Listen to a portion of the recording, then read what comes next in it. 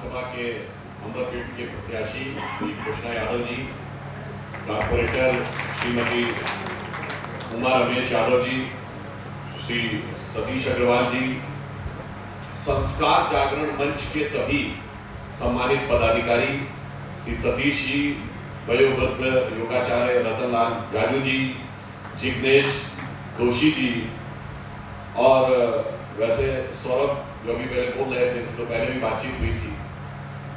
आज हम सब यहाँ एकत्र हैं दीपावली मिलन में, और आप सब ने जय श्री राम का नारा कई बार लगाया, मगर अभी कृष्णा यादव जी बोले हैं तो कृष्णा की जय करवानी है,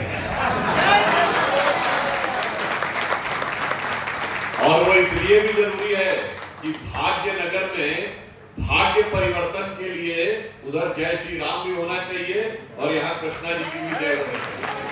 जय का भाग्य प्रशस्त होना चाहिए। और ये भी एक संयोग है कि पहले भी यहाँ किशन रेड्डी जी रह चुके हैं, कृष्णा जी आ गए हैं। तो इसका अर्थ ये हुआ कि भगवान भी ये चाहते हैं कि जैसे भगवान कृष्ण ने कहा था कि सभी पुरानी बातों को छोड़कर, सभी मन की शंकाओं दुर्बलताओं को छोड़कर, क्षुद्रम हृदय दौर्बल्यम त्यक्तोत्तिष्ठ परन्तप, अर्जुन से कहा था समस्त हृदय की दुर्बलताओं को छोड़कर और विजय के लिए प्रस्थान करो। तो हम ये आप सबसे अनुरोध करते हैं कि कृष्णा जी आप अपना आशीर्वाद दीजिए।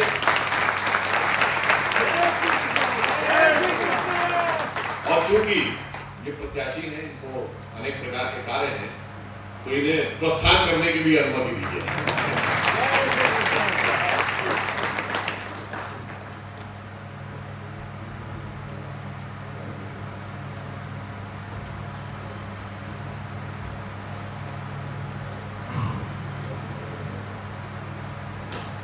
देखिए, दीपावली मिलन का ये कार्यक्रम है, और इस बार कि दीपावली अपने आप में कुछ अलग दीपावली है।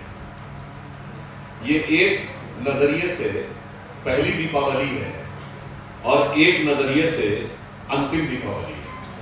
आप कहेंगे भाई किस दृष्टि से ये पहली दीपावली 22 जनवरी और किस दृष्टि से अंतिम दीपावली? तो उन्होंने एक जवाब दे दिया, भगवान श्री रामलला विराजमान के मंदिर में प्राण प्रतिष्ठा भव्यता दिव्यता के साथ स्थापित होने से पहले की अंतिम दीपावली है, क्योंकि अगली दीपावली तक भगवान पूरे वैभव के साथ और पूरी दिव्यता के साथ विराजमान होंगे। और जब हम याद करते हैं तो बचपन में, और चूंकि हम तो लखनऊ के रहने वाले हैं, तो हमें राम जन्मभूमि आंदोलन के समय तो ज़्यादा केंद्र लखनऊ ही था, क्योंकि भाई उस जमाने में फ्लाइट आती थी न फैजाबाद के लिए कोई डायरेक्ट बहुत ट्रेनें थी न बस थी। फ्लाइट से लैंड करना है तो लखनऊ, ट्रेन से लैंड करना है तो लखनऊ, फिर बाई रोड जाना होता था। बहुत सारी चीज़ें देखी। मुझे याद है एक दौर था कि भगवान ताले में बंद थे, तो हम लोग कहते थे लोकतंत्र की देखो शान बंदी बने हुए भगवान।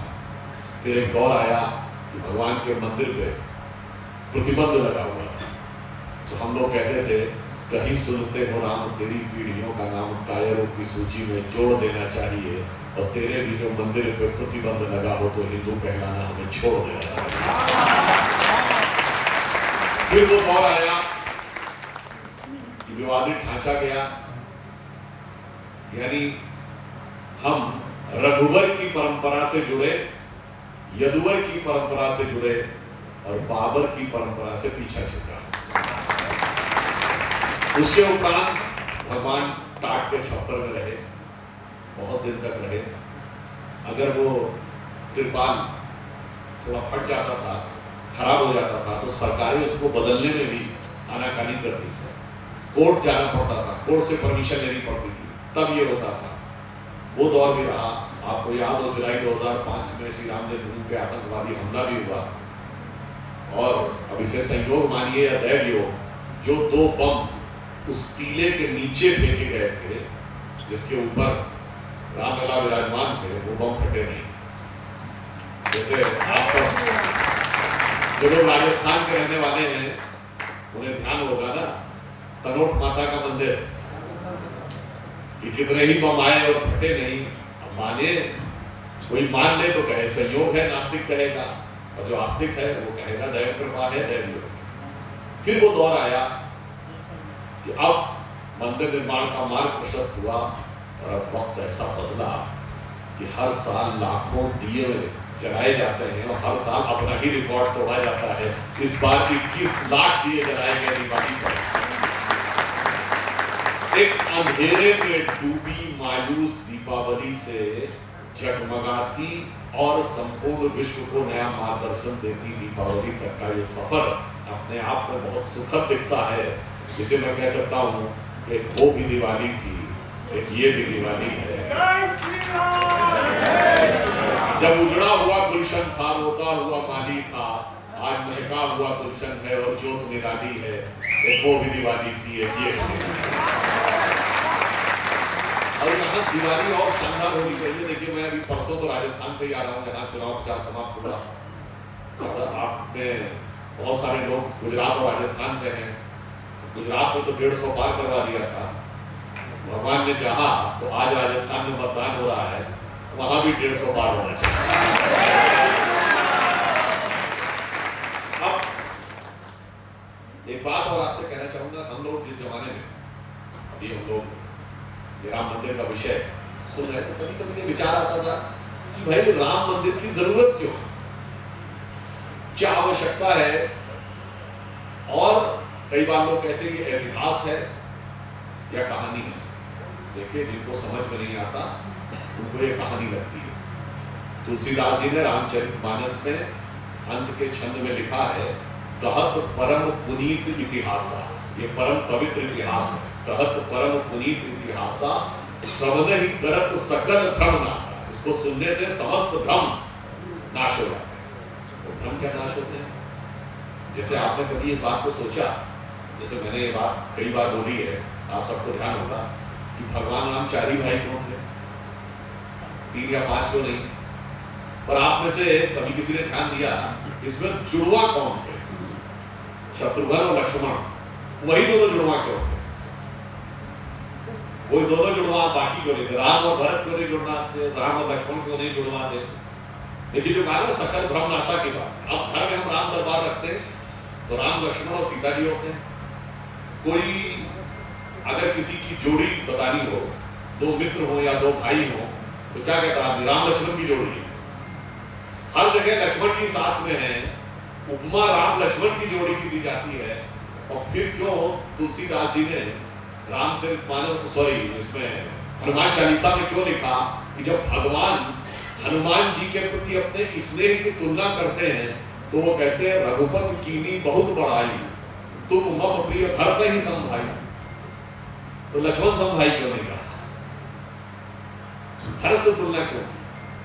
इसका कारण यह है कि 4 भाई इसलिए हैं, ये 4 भाई, ये पूरी रामायण की कथा जो भगवान ने लीला की है ना, वो हमारी आध्यात्मिक और इस प्रकृति की जो शक्तियां हैं उनको किस रूप से भूमिका निभानी है उसको स्थापित करने के लिए। तो 4 भाई, 4 पुरुषार्थ के प्रति, धर्म, अर्थ, काम और मोक्ष। भगवान राम धर्म है, शत्रुघ्न अर्थ है, लक्ष्मण काम है और भरत मोक्ष। इसीलिए लक्ष्मण ही बन जाएंगे राम के साथ।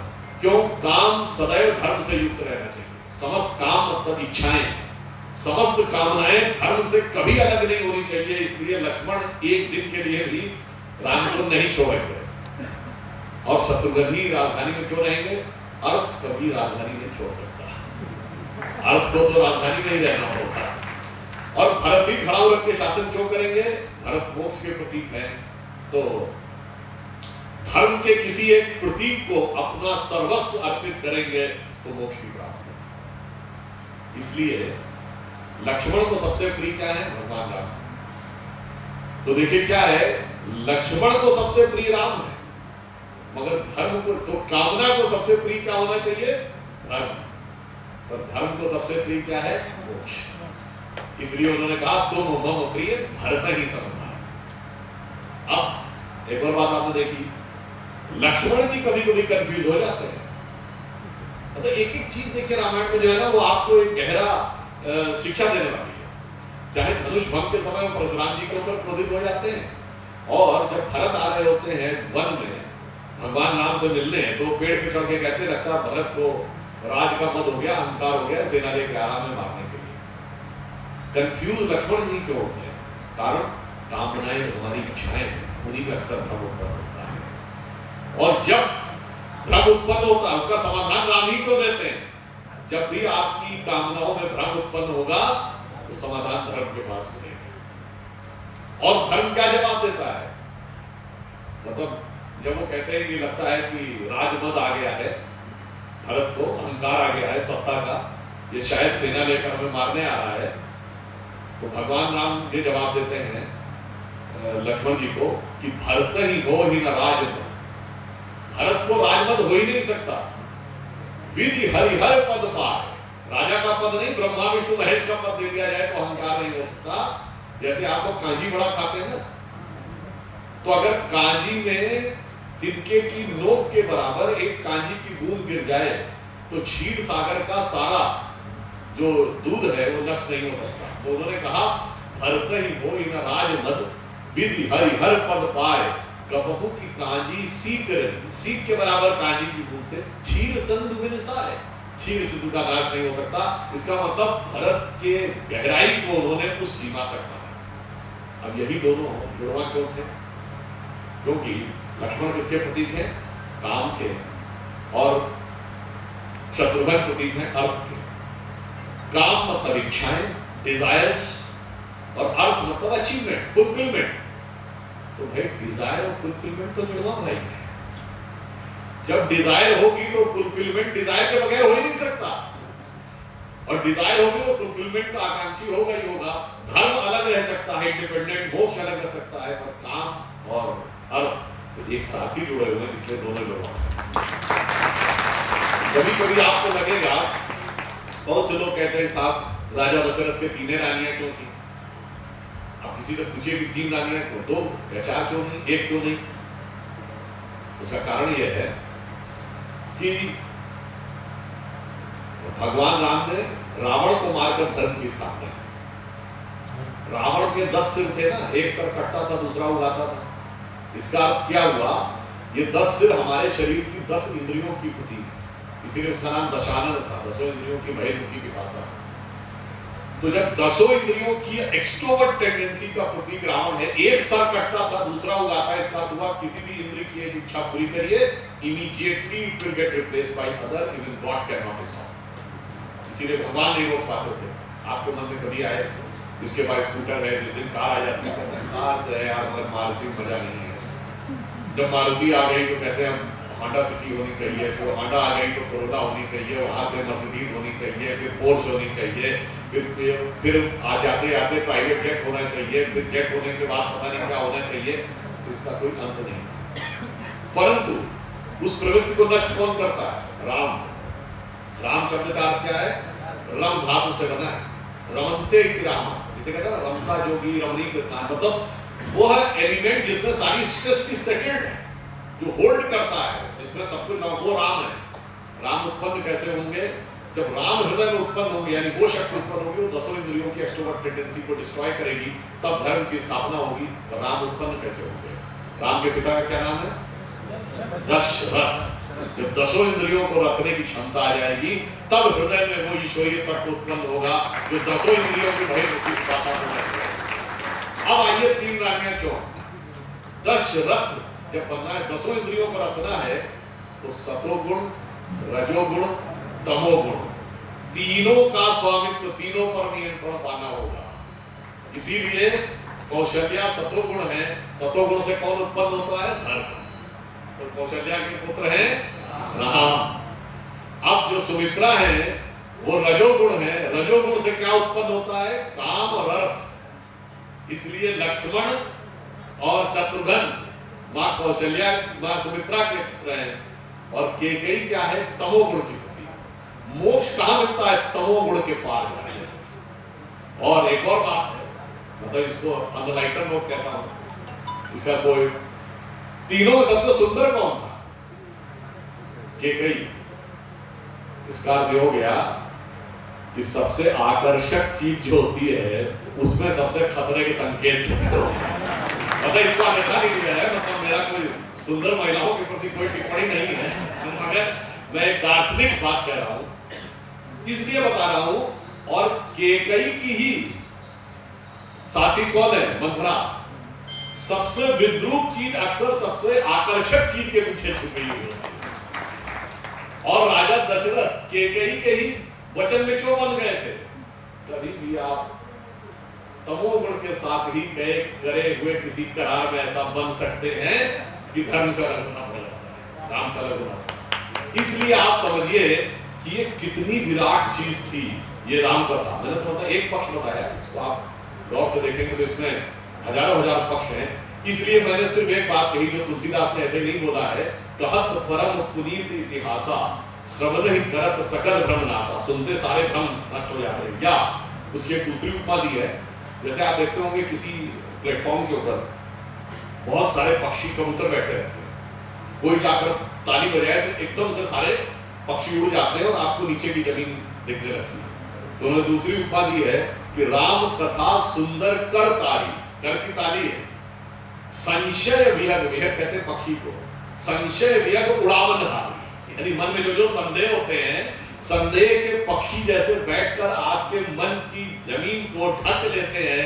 राम कथा वो ताली है जिसको बजाते ही वो सब उड़ जाते हैं और वो आपको देखते हैं। अब मैं ये कहना चाहता हूं, इसलिए जब 22 जनवरी की डेट आ रही है, ये डेट क्यों आई? हम लोग जाते थे डिबेट में, कहते थे आ गए भाई ये लोग, कहते हैं रामलला हम आएंगे, मंदिर वहीं बनाएंगे, तारीख नहीं बताएंगे। जो लोग ये बोलते थे न उन्हें राम क्या है पता था, न उन्हें मंदिर क्या है पता था, न उस तारीख का पता था। भगवान राम कोई मनुष्य नहीं थे जिनके जन्म को लेकर आप विवाद कर रहे थे, और राम मंदिर कोई इमारत नहीं थी जिसको कंस्ट्रक्ट करने का ही कोई विवाद था, और तारीख कोई डेट नहीं थी। वो राम मंदिर भारत के विकास, स्वाभिमान और गौरव की यात्रा थी, जो राम को माध्यम बना के होने वाली थी। और वो जो तारीख जिसे आप कहते हैं वो काल चक्र की वो गति थी जो उस मुकाम पे पहुंच के होने वाली थी जब भारत अपनी श्रेष्ठता की तरफ आगे बढ़ रहा है। आप कहेंगे कैसे? उदाहरण देना चाहता हूं। देखिए, श्री रामकृष्ण परमहंस का जन्म 1836 में हुआ। श्री अरविंदो ने कहा था कि भारत एक महान संक्रमण काल से गुजर रहा है। ये 175 वर्ष का है, जब इस 175 वर्ष में ये देश अपने सबसे निचले स्तर से उठकर जब 175 पूरे होंगे तो शिखर पर बढ़ने की यात्रा शुरू कर देगा। 1836 से 175 जोड़िए तो 2011 होते हैं। 2012 के बाद देश में परिवर्तन दिखा था कि नहीं? मोदी जी तीसरी बार मुख्यमंत्री चुन के आए थे और उसके बाद ही प्रधानमंत्री बनने की बात ने ऐसा जोर पकड़ा। साहब, उस जमाने में जितने भी लोग बैठे होंगे उनमें किसी को अंदाजा नहीं होगा कि आज वो स्वरूप सामने आएगा, क्योंकि हमारे समाज की स्थिति जानते क्या है? वो भी राम कथा से प्रेरणा ली है। अतुलित बल है, पवन तनय सुख पवन समाना, का चुपी साध रहा बलवाना। हनुमान जी की तरह ज्ञान भी अद्भुत है, शक्ति भी अद्भुत है, समृद्धि भी अद्भुत है, मगर हनुमान जी की तरह अपनी शक्ति भूले होते हैं। अब जैसे ही हनुमान जी को शक्ति याद आने लगती है तो तमाम आसुरी शक्तियां आ जाती हैं कि इसको किसी तरीके से रोको। जैसे याद है कालनेमी नाम था जब वो संजीवनी बूटी लेने के लिए जा रहे थे लक्ष्मण जी के लिए, तो जो जो आपकी शक्ति जागृत हो रही है तो क्या हो रहा है? कहीं कालनेमी आ रहे हैं, कहीं मारीच, कहीं सुबाहु, कहीं ताड़का, कहीं सूसा, ऐसी तमाम शक्तियां हैं जो आपको भ्रमित करने के लिए आ रही हैं। वो कैसे आती है? कभी कहते हैं देखिए साहब, इन लोगों का षड्यंत्र देखिए, एक समुदाय को तो फिलिस्तीन में तोड़े रखना है और दूसरे को उत्तर दक्षिण में तोड़े रखना है, भाषा के आधार पर तमिल और हिंदी में तोड़े रखना है, जात के आधार पर अगले पिछड़े में तोड़े रखना है। आप इस षड्यंत्र को समझिए। क्यों? मुझे याद है 1993 में जब चुनाव हुआ ढांचा गिरने के बाद, तब 5 राज्यों में चुनाव हुआ था, हिमाचल, दिल्ली, राजस्थान, मध्य प्रदेश और उत्तर प्रदेश। हम लोग उत्तर प्रदेश में सरकार नहीं बना पाए थे, बहुत बड़ा झटका था। तब सपा, बसपा और कांग्रेस आई, तीनों मौसे भाइयों ने मिलकर सरकार बना ली थी। आपको याद हो उस जमाने में एक नारा लगा था, मिले मुलायम काशीराम और हवा में उड़ गए जय श्री राम। उस समय हमारी एक नेत्री थी, इन्होंने कहा था कि नारा जानते क्यों लगा? क्योंकि आपकी एकता में और आपकी एकता की शक्ति में थोड़ी कमी रह गई। जिस दिन आप वास्तविक एकता और शक्ति दिखा देंगे, उस दिन जो आज नारा लगाते हैं कि मिले मुलायम काशीराम, हवा में उड़ गए जय श्री राम, उस दिन नारा हो जाएगा क्या मुलायम का काशीराम, सारे बोलेंगे जय श्री राम। और आपने देखा या वो दिन दिखने लगा, तमाम लोग आके बताइए कोई ऐसी पार्टी है जो कह रही है कि हम मंदिर नहीं बनाएंगे, बल्कि वो कह रहे ताला हमने खुलवाया था, नहीं वो तो हमने ये करवाया था। तो दूसरा कोई मतलब जय श्री राम ने वो कमाल दिखाया है कि ममता बनर्जी बंगाल के चुनाव में मंच से चंडी पाठ करती है, प्रियंका गांधी यूपी के चुनाव में मंच से देवी स्तुति करती है, यूपी के चुनाव में अखिलेश यादव जी को सबने भगवान दिख गए, और गुजरात का चुनाव आया तो केजरीवाल को नोट में भगवान दिख गए। ये परिवर्तन क्यों आया? क्योंकि बदले बदले मेरे सरकार नजर आते हैं जब से दिल्ली में बैठे हुए मोदी सरकार नजर आते हैं।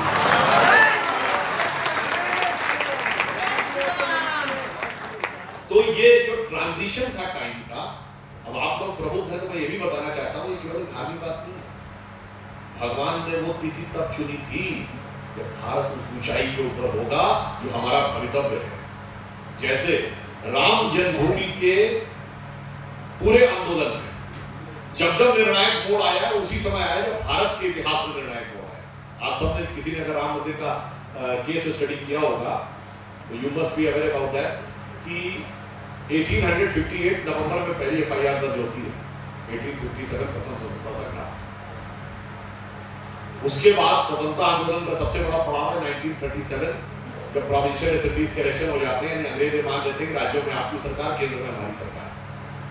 1936 में भयानक संघर्ष होता है अयोध्या में, और 36 के बाद वहां पर नमाज पढ़ने पर रोक लगा दी जाती है। आइए, भारत आजाद होता 47 में, और 26 नवंबर, आज 25 नवंबर है, 26 नवंबर 1949 को संविधान लिखकर कंप्लीट होता है, संविधान दिवस है। और 22-23 दिसंबर 1949 को रामलला प्रकट होता है। देखिए कैसे संयोग कनेक्ट हो रहे हैं आपस में। अब आप आइए, राम मंदिर आंदोलन 89 से 92 के बीच में उभरता है। इसी समय में भारत के इतिहास में सबसे बड़ा परिवर्तन आता है। इंडिया की पॉलिटिक्स यूनिपोलर से बाइपोलर हो जाती है। इसी समय विवादित ढांचा ही टूटता है, अर्थव्यवस्था का पुराना नेरेटिव ढांचा भी टूटता है। और जिसे न समझ में आता हो तो इसी समय डिस्प्यूटेड स्ट्रक्चर भी टूटा था और बर्लिन वॉल भी टूटी थी। पूरे वर्ल्ड का जो कम्युनिस्ट ढांचा है वो भी इसी समय में टूटता है। मानो तो मैं गंगा मानूं, ना मानो तो बहता पानी। समझ लीजिए कि क्या संकेत था। उसके बाद आइए, अगला बड़ा पड़ाव आता है जब 2003 में अटल जी की सरकार के समय में खुदाई करवाई जाती है। इन्होंने खुदाई पर रोक लगा रखी, कोर्ट से स्टे ले रखा था कि वहां पे एक्सकेवेशन नहीं हो सकता। तो नई टेक्नोलॉजी आ गई रेडार मैपिंग की, तो रेडार से दिख जाता है कि नीचे क्या है। तो सरकार ने रेडार मैपिंग हाई कोर्ट में प्रस्तुत किया, तो उन्होंने परमिशन दे दिया। अब नीचे 72 खंबे निकल आए, अब कोई स्कोप भी नहीं बचा ये कहने का कि नीचे मंदिर नहीं है। और 2003 और 4 जाके चेक कर लीजिएगा, भारत का वो पहला साल है जब करंट अकाउंट सरप्लस था। देखिए संयोग कहां कहां से जुड़ रहा है। उसके बाद 2003-4 के थर्ड क्वार्टर में हम 10% की ग्रोथ रेट एक बार टच किए थे, और एक क्वार्टर के लिए हम चाइना से ऊपर गए थे। और जब ढांचा टूटा था तो उस समय भारत का फॉरेन एक्सचेंज रिजर्व, यानी जब बाबरी ढांचा था, $1 बिलियन से नीचे आ गया था। आपको याद हो 1991 में चंद्रशेखर की सरकार में जब नरसिम्हा राव की सरकार आई 2 बार रुपये का डिवैल्यूएशन हुआ सितंबर में, सोना गिरवी रखना पड़ा, लगातार अर्थव्यवस्था तबाह हो जाएगी। मगर जब खुदाई हो के खंबे निकले अटल जी की सरकार के, उस 2003-4 में जाकर चेक कर लीजिएगा 100 बिलियन पे पहुंच गया फॉरेन एक्सचेंज। अब आइए साहब, अगला पड़ाव आया 30 सितंबर 2010, जिस दिन Lucknow bench of Allahabad high court ने जजमेंट दिया कि केंद्रीय गुंबद श्री रामलला विराजमान का है, sanctum sanctorum belongs to Shri Ramlala विराजमान। अक्टूबर 2010 में बराक ओबामा आकर कहते हैं भारत की संसद में India is not emerging, India is emerged. वैसे इंडिया का इमरजेंस किस दिन हुआ था? जब पोखरण में विस्फोट हुआ था 1998 में, और वो इसलिए इंपॉर्टेंट था कि 74 के विस्फोट में तो हमने कहा था हम शांतिपूर्ण काम के लिए कर रहे हैं, मगर जब हमारी सरकार ने 98 में कहा था शांति मंत्री नहीं, इंडिया तो न्यूक्लियर स्टेट, हमने अपने को न्यूक्लियर स्टेट देखते थे, तो शांति के प्रति प्रतिबद्धता पूरी थी। हमने ये भी कहा कि नो फर्स्ट यूज, बट हमने कहा now we are nuclear state, हमारे पास न्यूक्लियर बम है। हम ये नहीं कह रहे हैं कि हम केवल ढक छुप के बात नहीं कर रहे हैं 74 में। अब आप आइए, अब 2019 में जजमेंट आया, तब तक केंद्र में मोदी जी के नेतृत्व में स्पष्ट बहुमत की सरकार दूसरी बार आ गई थी। उत्तर प्रदेश में योगी जी के नेतृत्व में 325 की मेजॉरिटी की सरकार थी, जो हम लोग कभी कल्पना नहीं करते थे कि 400 की असेंबली में 325 सीटें होंगी, और देश उस मुकाम पे जाकर पहुंच रहा था। अब जब मंदिर का ताला खुलने वाला है, और ये इसमें भी देखिए एक संयोग है, तो इसको दैवीय योग माने लोग, 9 नवंबर 1989 जिस दिन शिलान्यास हुआ उस दिन देवोत्थानी एकादशी, जो भी आपने 3 दिन पहले मनाई होगी, देवोत्थानी एकादशी मानी जाती है ना, जिस दिन खाटू श्याम का भी प्राकट से उत्सव होता है। और जिस दिन सबसे भयानक वाली कार सेवा हुई 30 अक्टूबर 1990, जिस दिन गोलियां चली थी, परिंदा भी पर नहीं मार पाएगा, उस दिन भी देवोत्थानी एकादशी थी। और 9 नवंबर 2019 जिस दिन जजमेंट आया, 8 और 9 नवंबर को देवोत्थानी एकादशी। देखिए भगवान कैसे कनेक्ट कर रहे थे। अब ये भी एक संयोग देखिए, भगवान राम का राज्याभिषेक ऐसे थोड़ी हो गया।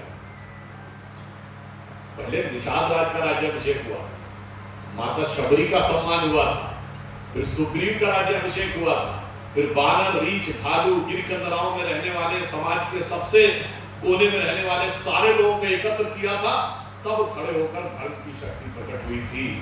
अब 2019 में जब शिलान्यास हुआ, जजमेंट आया, तब हमारे राष्ट्रपति कौन थे? श्री रामनाथ कोविंद, जो अनुसूचित जाति समाज से आते हैं। और जिस दिन उद्घाटन हो रहा होगा तो द्रौपदी मुर्मू जी हमारी महामहिम राष्ट्रपति होंगी, जो भारत की पहली अनुसूचित जनजाति समाज की महिला है। और भारत के प्रधानमंत्री श्री नरेंद्र मोदी पहले पिछड़े वर्ग के जननायक प्रधानमंत्री। वो देवगौड़ा जी की तरह एक्सीडेंट परिस्थिति जन में नहीं है, वो जनता की समर्थन से निकले। अर्थात जो राम के काल में हुआ वही राम मंदिर के काल में भी हो रहा है, मगर जिनकी बुद्धि पर काल सवार था उन्हें कहां समझ में आने वाला था ये। और आप देखिए अभी तो 2 महीने बाकी है ना, आते आते क्या हुआ, जो कहते थे तारीख नहीं बताएंगे, वो तारीख जानते क्या क्या मुकाम दिखाने वाली थी कि हम 5वीं बड़ी अर्थव्यवस्था बन गए, 4थे बड़े स्टॉक एक्सचेंज बन गए, 3रे बड़े ऑटोमोबाइल मैन्युफैक्चरर बन गए, 2रे बड़े मोबाइल हैंडसेट के मैन्युफैक्चरर बन गए, और इंफ्रास्ट्रक्चर में इन्वेस्ट करने वाले हम दुनिया के नंबर 1 देश हो गए। आज इंफ्रास्ट्रक्चर में हमारा इन्वेस्टमेंट अमेरिका से। और इतना ही नहीं, चांद के अछूते कोने दक्षिणी ध्रुव को छूने वाले हम दुनिया के पहले थे। और इतना ही नहीं, उस चांद के कोने को जो नामकरण करने का अधिकार रहता है किसी भी देश को, किसी भी प्लेनेट पर कोई भी देश लैंड करता है तो उस देश को यह अधिकार होता है उसका पॉइंट का नाम रखे। तो प्रधानमंत्री मोदी जी ने नाम क्या रखा? पॉइंट शिव शक्ति। यानी शिव और शक्ति दोनों को, इसलिए मैंने कहा ना, तारीफ ये थी कि भारत की शिव और शक्ति चांद की ऊंचाई पर होती थी राम मंदिर निर्माण से पहले। और एक और बात समझिए, दुनिया में जितनी धर्म संस्कृतियां, विनम्रता से कहता हूं, वहां भगवान सिर्फ पुरुष है, ईश्वर सिर्फ पुरुष है, स्त्री तत्व का कोई स्थान नहीं। ईश्वर सिर्फ हमारे यहाँ शिव शक्ति भगवान शंकर अर्धनारीश्वर माने गए हैं।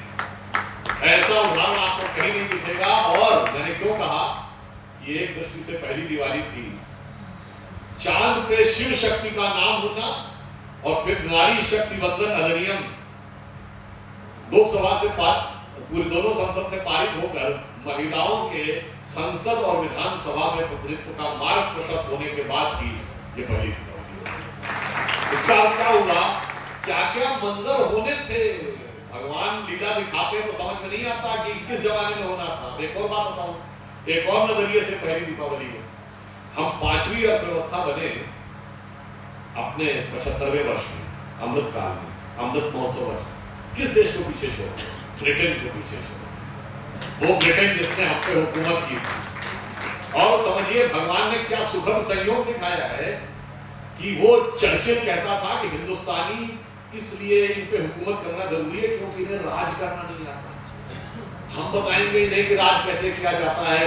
आज इतनी उखाड़ पछाड़ हुई इंग्लैंड की सरकार में कि भारतीय उन्हें समझा रहा है कि राज कैसे किया जाता है।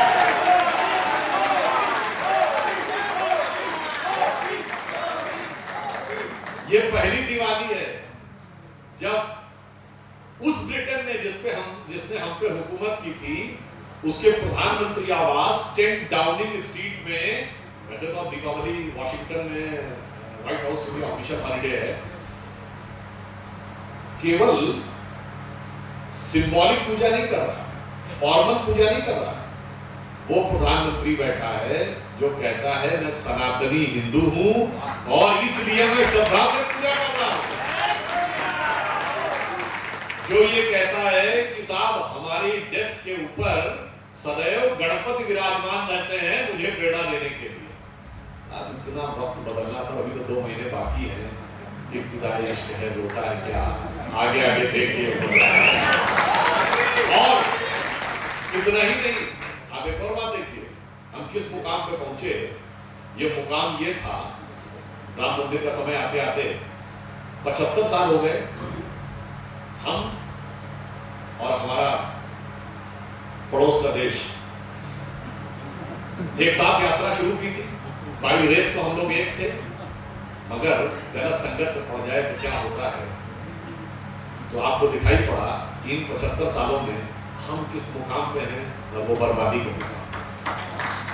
आप सबको याद हो, जैसे इस समय हम यहाँ हैदराबाद में बैठे हैं, यहाँ हाईटेक सिटी है, यहाँ IT इंडस्ट्रीज का बहुत बड़ा हब है।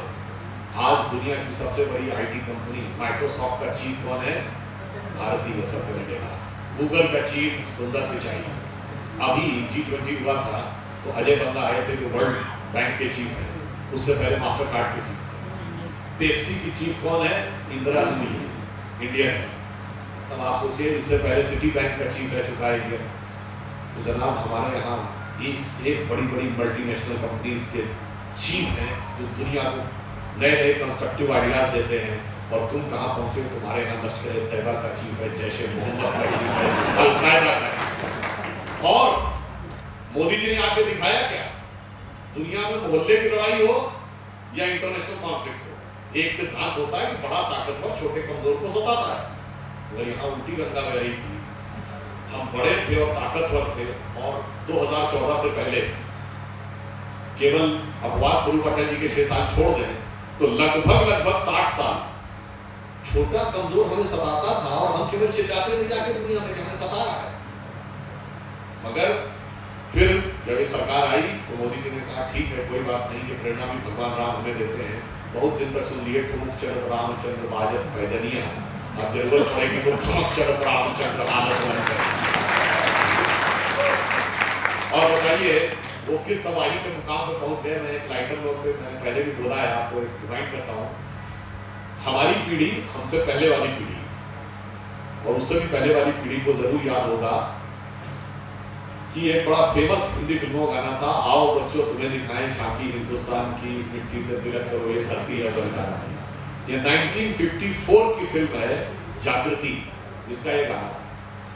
आप लोगों ने कभी जाके नेट पे सर्च करिएगा तो आपको मिलेगा ठीक इसी की नकल पे।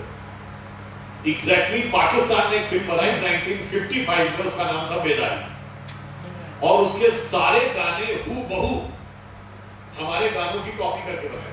जैसे हमने कहा आओ बच्चों तुम्हें दिखाएं झांकी हिंदुस्तान की, तो उन्होंने कहा आओ बच्चों सैर कराएं तुमको पाकिस्तान की, जिसके खातिर हमने दी कुर्बानी लाखों जान। अब सुनिए, अब आगे देखिएगा, वहीं की जनता ने उसका वो बनाया है पैरोडी। और जानते क्या है, आओ बच्चों सैर कराएं तुमको पाकिस्तान की, ना बिजली ना पानी है और ना हिफाजत जान की। और आगे कहता है क्योंकि क्लासनिकोव राइफल होती है ना AK-47, क्योंकि क्लासनिकोव भी मिलती है यहाँ पे कीमत में नाम की, आओ बच्चों सैर कराएं। इसलिए मैं कहता हूं गलत दिशा में जाने का क्या परिणाम होता है, अब सबको सही दिशा में आने की स्थिति हो गई। आप सोचिए POK में ये बातें उठने लगी कि भारत में मिल जाना चाहिए। और अभी मैंने कहा ना 2 महीना बाकी है, अभी लास्ट वीक फिश ने रेटिंग दी है, इंटरनेशनल रेटिंग एजेंसी। भारत की ग्रोथ रेट उसने 5.5% प्रोजेक्टेड थी, अगले साल उसे बढ़ाकर 6.2 कर दिया। चाइना का 5.2 था, वो 4.5 कर। आज G20 कंट्रीज में सबसे फास्टेस्ट ग्रोइंग अर्थ। और मैं कोई पाकिस्तान श्रीलंका तुलना नहीं कर रहा हूं, चाइना की सबसे बड़ी कंपनी एवरग्रांड बैंकरप्ट हो गई, रियल एस्टेट की सबसे बड़ी कंपनी। वहां क्या स्थिति है आपको आइडिया नहीं है। सबसे बड़ी कंपनी अलीबाबा $29 बिलियन का IPO लाने जा रही थी, अचानक उसका मालिक गायब हो गया, जैक मा। 3 बड़ी कंपनियों के CEO गायब है, रक्षा मंत्री गायब, विदेश मंत्री गायब। और सुनिए उसके बाद कैसे कैसे लोग हैं जो रेटिंग देते हैं कि प्रेस स्वतंत्रता में चीन भारत से 30 पॉइंट ऊपर है, जहां रक्षा मंत्री गायब है, विदेश मंत्री गायब है, कोई खबरें नहीं है। सबसे बड़ी कंपनी का CEO 3 महीने गायब रहा, पता नहीं है। कितने निचली सोच के वो लोग होंगे जिन्होंने रेटिंग बनाई, और उससे ज्यादा निचली सोच के वो होंगे जिन्होंने इस रेटिंग का गाना गाया था। अब आइए अमेरिका में सिलिकॉन वैली बैंक बैंकरप्ट हो गया। आप जाके चेक करिएगा, जून के महीने में अमेरिकन बैंक्स ने कैश की इतनी डिमांड की है फेडरल रिजर्व से कि वो लोग परेशान हो गए। क्यों? उन्होंने कहा कि सिलिकॉन वैली बैंक के कोलैप्स के बाद लोग अपना पैसा बहुत निकाल रहे हैं, क्योंकि उनके अंदर सेंस ऑफ इनसिक्योरिटी आ गई। तो हमारे पास जो आप रिक्विजिट कैश देते हैं उससे ज्यादा होना चाहिए। यानी चुनौतियां बड़े बड़े देशों के पास। इंग्लैंड में तो स्थिति ये है कि पिछले जाड़े में वहां लोग कहते थे कि we have hardly time hardly money either to eat और टू हीट, यानी बिजली बहुत खर्च होती थी ना। तो दुनिया के सारे देशों में हालत ये, और उसके बाद हम अभी पिछले हफ्ते जो महंगाई की दर आई 5% से नीचे हो गई, 4.8%। दीपावली में जो एसोसिएशन ऑफ इंडियन मर्चेंट्स का डाटा आया है, 3,75,000 करोड़ रुपए की खरीदारी, और छठ को जोड़ ले तो 4.5 लाख करोड़ की खरीदारी। छोटी मोटी चीजें, मतलब बर्तन, TV, fridge, scooter, motorcycle, car, सोना चांदी मिला के पिछले साल के मुकाबले 20 से 24% अधिक खरीदारी। बदलाव दिख रहा है। ये नहीं करेंगे बहुत अच्छा हो गया, धीरे धीरे कोविड के बाद बाहर निकल रहे। जिनको छोटे मकान कहते हैं, जो 50 लाख से नीचे के होते हैं, उनमें 18-20% अधिक खरीदे गए हैं। जो लग्जरी मकान कहलाते हैं 1.5 करोड़ से ऊपर के, उनमें 22 से 24% अधिक खरीदे गए। यानी ये सारी की सारी चीजें एक सही दिशा में जा रही है कि पूरी दुनिया में इधर उधर हो रहा। मतलब ऐसे समझिए कि दुनिया के समुद्र में सुनामी आई हुई, और हमारा जो कैप्टन है वो बड़ी कुशलता के साथ संभाल के निकाल के ले जा रहा है। मगर उसके बावजूद ये लोग क्या कहते हैं कि नहीं वो साहब जहाज हिचकोले खा रहा है, कैप्टन की गलती। अरे भाई देखो अगल बगल के पलट गए, पलट के डूब गए, और उसके बाद तुम कह रहे हो। तो मैं ये कहना चाहूंगा कि इस बात को लेकर मेरे मन में विचार आता है मोदी जी की तरफ से कि हमें इल्जाम मत दीजिए, बहुत अफसोस होता है। हमें इल्जाम मत दीजिए, बहुत अफसोस होता है। बड़ी तरकीब से कश्ती यहाँ तक लेके आए हैं, बदल देते हैं हम दरिया की लहरें अपनी हिम्मत से, आंधियों में भी चिराग अक्सर हमने जलाया।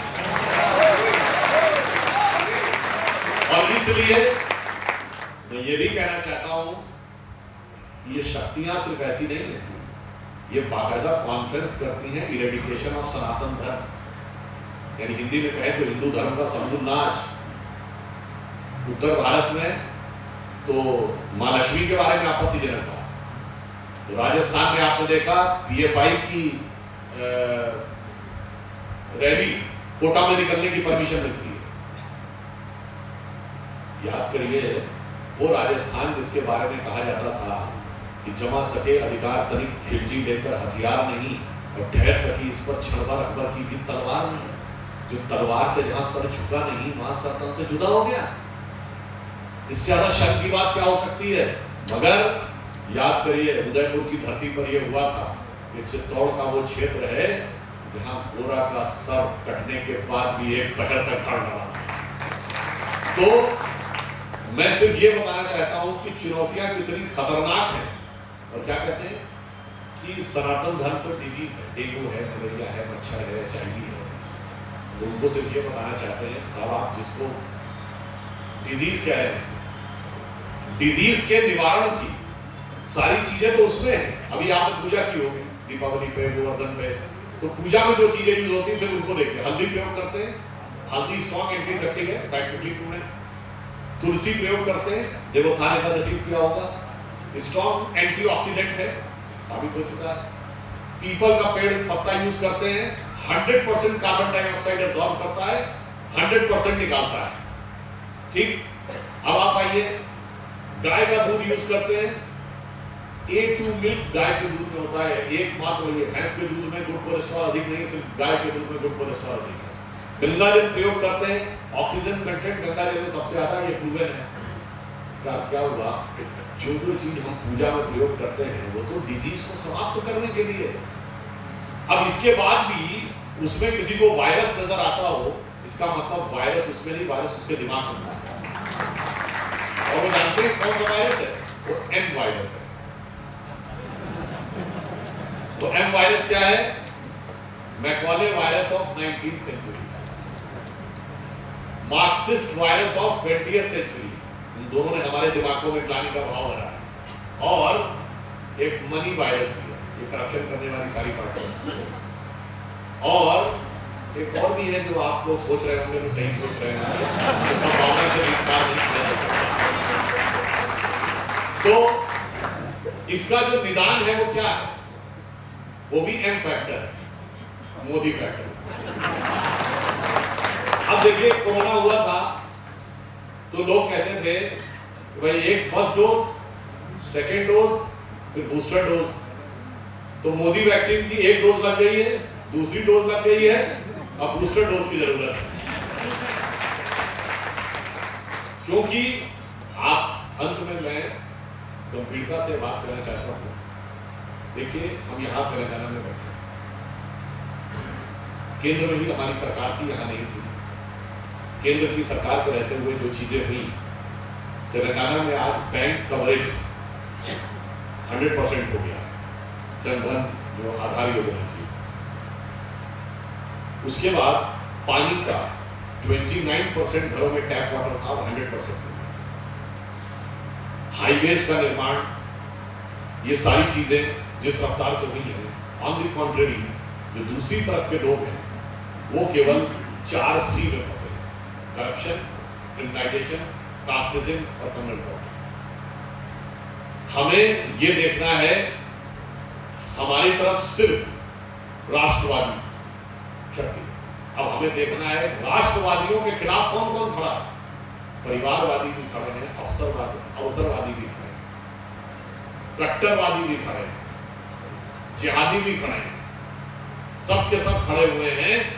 मगर राष्ट्रवाद का वह स्वरूप अविचल रहना है, ये हमारी सबकी जिम्मेदारी है। आप ये समझिए कि हमने अभी दीपावली का पर्व मनाया तो माँ लक्ष्मी की आराधना की। हम सब चाहते हैं हमारे घर में समृद्धि आए, लक्ष्मी जी कृपा बनी रहे। और लक्ष्मी की विराजती किसमें है, कमल को। तो जितना कमल खिला रहेगा उतनी ही लक्ष्मी जी की कृपा रहेगी। और ये भी ध्यान रखिए, जो लोग ये कहने का, अगर हालात में जरा सा बदलाव आया तो क्या मंजर दिखेगा, ये भी समझ लीजिए। किसी हैदराबाद में सीरियल ब्लास्ट हुए थे कि नहीं? कौन सा ऐसा शहर था जहां सीरियल ब्लास्ट नहीं हुए थे? हैदराबाद में हुए थे, दिल्ली में, मुंबई में, जयपुर में, सूरत में, अहमदाबाद में, लखनऊ में, फैजाबाद में, वाराणसी में। पटना में, गया में, गुवाहाटी में, चेन्नई में चलती ट्रेन में धमाके, चलती बस में धमाके, पार्कों से लेके और रेलवे स्टेशन तक लिखा रहता था इस चीज को छूना नहीं, संदिग्ध है, बम फट सकता है। आज वो सब कुछ खत्म होकर दक्षिण कश्मीर के 4 जिलों में सीमित हो गया, तब लोगों को भारत में डर लगने लगा। यानी जब वो होता था तब डर नहीं था, आज ये डर लगने लगा है। तो आप समझिए कि ये डरने वाली शक्तियां कितनी आपको भ्रम कराने के लिए हैं। इसलिए अगर जरा सी गलती हुई तो फिर आप ये समझ लीजिए कि उसके बाद क्या क्या हालात होगा, क्योंकि ये भी ध्यान रखिए भारतीय परंपरा बहुत उदार है। हमने तो 17 बार मोहम्मद गोरी को छोड़ दिया था, तो उसको मौका मिला था तो उसने उसके बाद कुछ नहीं छोड़ा। इसलिए यह भी याद रखिए कि जो चाणक्य ने कहा था, आचार्य चाणक्य ने, कि इस राष्ट्र को उतनी क्षति दुर्जनों की दुर्जनता से नहीं हुई है जितनी सज्जनों की निष्क्रियता से। तो हम अपने मताधिकार का प्रयोग करने में यदि हल्के रह जाते हैं, पीछे रह जाते हैं, और ये मैं बता रहा हूं CSDS एक संस्था है, योगेंद्र यादव उसके चीफ है पहले, उसने डाटा दिया है कि विदेशों में जो वोटिंग का पैटर्न है वो ये है कि वहां पढ़े लिखे लोग ज्यादा वोट करते हैं, जो कम पढ़े लिखे हैं, माइनॉरिटी है, डिटेक्ट है, कम वोट करते हैं। यहाँ उल्टा है। उसने आंकड़ा दिया है कि माइनॉरिटी का जो वोट परसेंटेज है वो 80 से 85% है। जातिवार अलग दिया है उसने कहा शेड्यूल कास्ट में 60 से 65%। उन्होंने कहा कि जो अर्बन मिडिल क्लास है उसमें 48-49% और जो अपर कास्ट है उसमें 45%। पढ़ा लिखा 45 और 50% देगा, 80-85 से क्या मुकाबला करेगा। इसीलिए राष्ट्र को क्षति दुर्जनों की दुर्जनता से ज्यादा सज्जनों की निष्क्रियता से हुई है। ये बात बस आपको ध्यान रखना है और ये भी आश्वस्त रहिए कि समय हमारा आ गया है। अब किसी को कोई कंफ्यूजन नहीं रहना चाहिए कि भारत किस दिशा में जाने वाला है। जो बात मैं पहले बोल चुका हूं, एक बार पुनः यहाँ पे रिपीट कर देना चाहता हूँ। एक चीज और, यहाँ राजस्थान के लोग बैठे होंगे, राजस्थान में पिछला चुनाव हम कितने से हारे थे? 1,40,000 कुछ वोट का अंतर था। 50,000 बूथ हैं राजस्थान, 3 वोट पर बूथ पड़ जाते तो हम जीत जाते।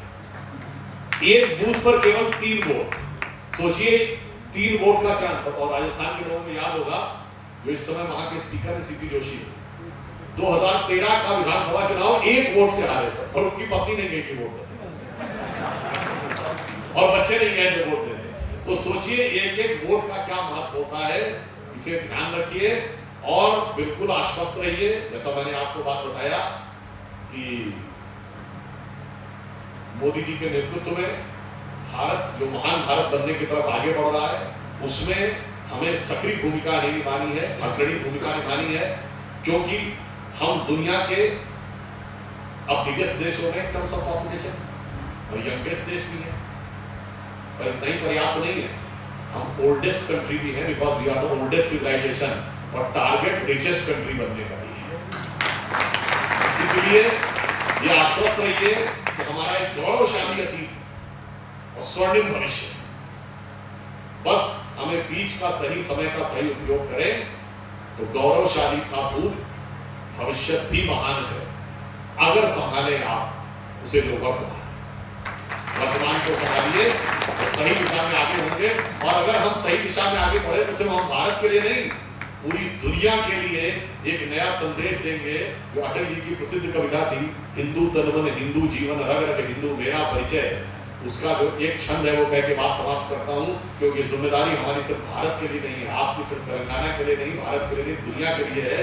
वो कहते हैं मैं अखिल विश्व का गुरु महान, मैं अखिल विश्व का गुरु महान, देता विद्या का अमर दान, मैंने दिखलाया मुक्ति मार्ग, मैंने सिखाया ब्रह्म ज्ञान, मेरे वेदों का ज्ञान अमर, मेरे वेदों की ज्योति प्रखर, मानव के मन का अंधकार क्या कभी सामने सका ठहर, मेरे स्वर नभ में गहर गहर, सागर के जल में छहर छहर, इस कोने से उस कोने कर सकते जगती सौरभ में, हिंदू तन मन हिंदू जीवन रग रग हिंदू मेरा।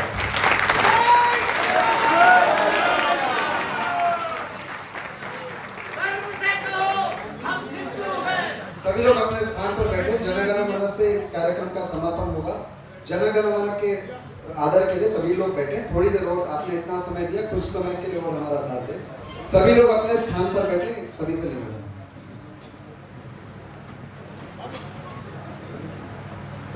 अभी धन्यवाद ज्ञापन के हिसाब से मैं मंच पर उपस्थित जितने भी गणमान्य लोग हैं उन सबका मैं धन्यवाद करना चाहता हूँ, अपना कीमती समय निकाल कर आए। इसके अतिरिक्त जो यहाँ आप सब लोग आए और आपने इतना समय यहाँ पर प्रतीक्षा की, उसके लिए भी आप सबके लिए हृदय की गहराइयों से बहुत बहुत धन्यवाद है। और जितने कार्यकर्ताओं ने इसके लिए काम किया उसका भी धन्यवाद है।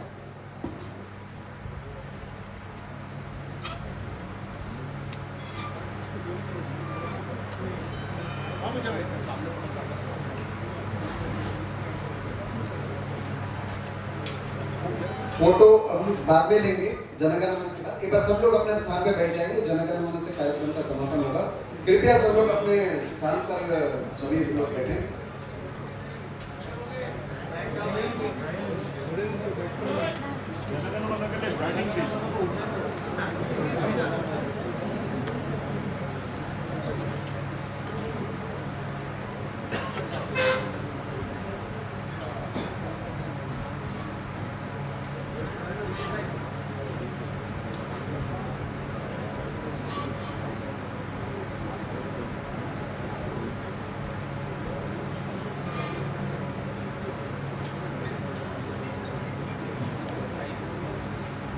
जनगण मन से पहले ये कार्यक्रम का आयोजन में हमको सतीश यादव जी, भाजपा के लिंग्विस्टिक सेल के लीडर हैं, उनकी वजह से ये कार्यक्रम हुआ।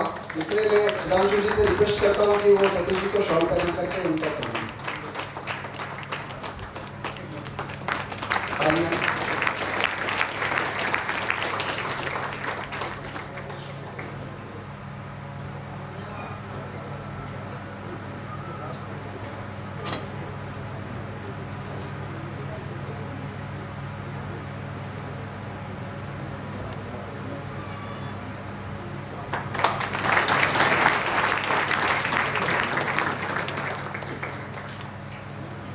जनगण मन के लिए सब लोग खड़े हो जाए।